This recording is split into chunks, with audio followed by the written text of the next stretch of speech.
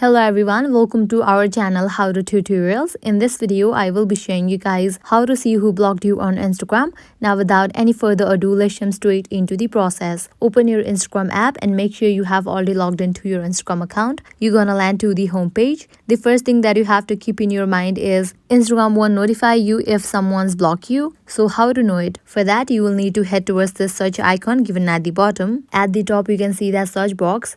Now over here you will need to type in the Instagram ID of the person who you think have blocked you. If the ID of that person appears, it means the person haven't blocked you, but if it doesn't appear, then it means the person have blocked you. Likewise, the other way to know is you have to go to your chat section. Now open the conversation with that person.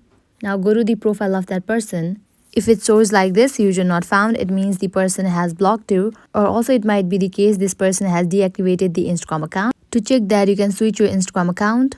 While you switch your account and search for that person, if it appears, that means the person has blocked you, but if it doesn't appear, then that means the person has deactivated. So these are the ways to see who blocked you on your Instagram account. This was it. If you find this video helpful, make sure to like, share and subscribe to our channel.